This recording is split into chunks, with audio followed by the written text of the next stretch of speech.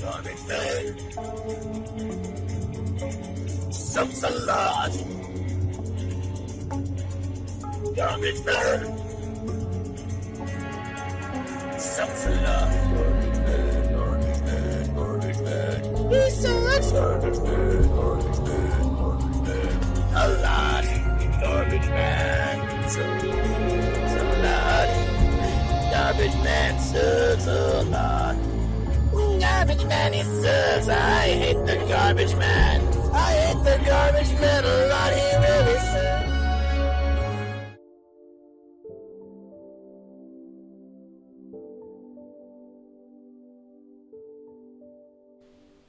Driving through the barren landscapes, I wonder how far has this current console generation gone on for now?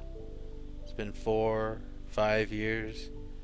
Yet in all that time, developer Undead Labs couldn't figure out how to push the hardware, how to bend the system into projecting what was important, what could fill the player's eyes and give them something to look at, other than a few bushes with 2 or 3 zombies aimlessly moaning about. Look at a game like GTA 5, made over 5 years ago now, and you can see what I'm talking about. There's a lot of visual flair missing here. It's not to say it's ugly. At times I found myself admiring the attention to detail in the shops and houses that force you to sift through them. At least when I was looking for loot and supplies, I could keep myself distracted and look at piles of fertilizer in awe. I understand that this is a budget title made by a budget studio, but that doesn't make this any better. In fact, it kind of adds to the insult.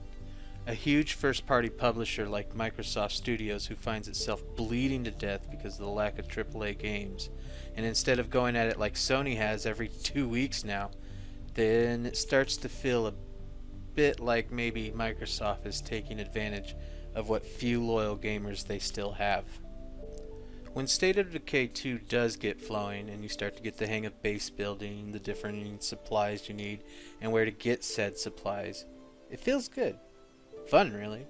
Some of the most exciting times are when you send out a random group member, maybe one that is new or hardly used, and send them out just for some food or medicine. The fact that if they die, it won't really affect the community makes their runs all the more intense when you're low on health, full of supplies, and barreling towards the home base. I also like the base building in State of Decay 2, though it lacks some of the more fine interactivity.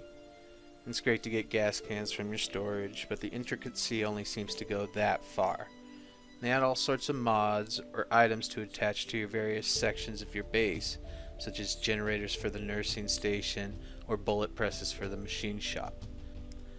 It's exciting to find one of these mods during a scavenging run, but the fact that you can only use one at a time limits the excitement after a while, even in turning into a slight annoyance that it wasn't the food parcel you were actually searching for.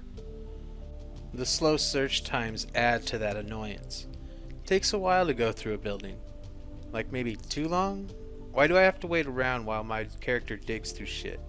Why can't I just shine my flashlight around, spot what I need, and be on my way? While it might be a game mechanic Undead Labs is fond of, it was one that should have been left for dead in the last game.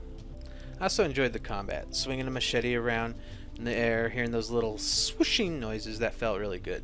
Slowly dismembering a zombie, pretty damn neat, and taking down a juggernaut with nothing more than an ice pick, fucking awesome.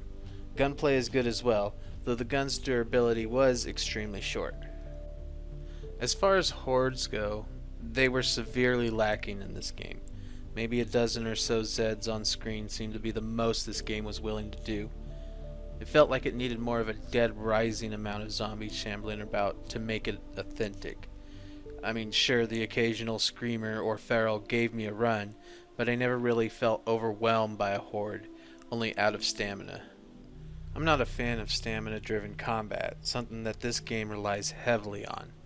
Once your character starts gaining skills and obtaining perks, the stamina bar doesn't become too much of an issue. It just sucks to get surrounded and run out of energy in 2 or 3 swings, just because I thought that the living room needed a 30-pound first-gen Xbox as a morale booster. See, stamina is also tied into what you're carrying, so when you overload yourself with espresso machines, generators, and pounds of ammo, you're bound to get tired swinging a pipe wrench down on deadheads. Just another mechanic that should have been cut in favor of playability and fun. Vehicles are a lot more precious this time, replacing their easily replaceable auto counterparts in the original State of Decay. They are around, but they burn through gas and get stuck on every fucking thing. Watch out for the goddamn guardrails. It was cool to find an army truck, survey car, and cargo van to spice things up, and there's more ways to upgrade.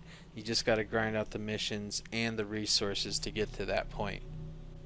The music in this game is just the occasional violin chord combined with spooky noises number 4. I found myself wanting like a rogue radio station or something. You get Old Lee on the scanner every now and then, but he talks like he's in charge around there, so he can go fuck himself. So can everyone who keeps trying to tell me a boring story about their past, but gets interrupted by a zombie within a half-mile radius. There really isn't so much a story here as what you make, offering plenty of opportunities to pursue the 4 branching hero paths for whoever you choose as your group leader, upon gaining enough skill.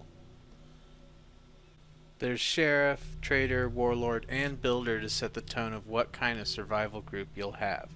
A bunch of opportunistic killers, or saviors who constantly put themselves in harm's way for strangers. Those choices are left up to you. Mostly, I chose to die for the first few characters. Agent Lee turned out to be a real powerhouse, as did his bud Jason. There are some neat perks that you are given the choice of, and I thought that was neat.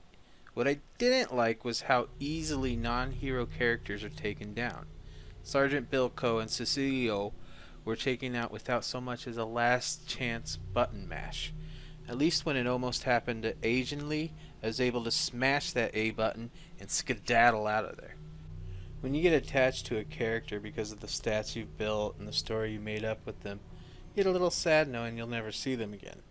Still, as with resources and vehicles, you learn to live by simply replacing it. Just like I replace real responsibility by playing zombie survival video games. You just sort of peak, and State of Decay 2 shows its true underbelly. A gathering grind filled with repeating busy work in the form of plague hearts, infestations, and hordes. There's multiplayer too, but who cares about tacked on bullshit that only functions as a, look, you can play together, without any sort of versus or permanent influence. I feel comfortable giving this game a 3. Could have been a 4 with more polish in the performance and look. Could have been a 5 if it had Dead Rising size hordes with a better crafting system and more complexity in the base building. But I don't review could haves. I review dids, and this game did a 3. I'll admit, I'm a sucker for these type of busy work, open world clusterfucks, and I love zombie games in almost any form. Even that Walking Dead survival instincts, that was entertaining to me.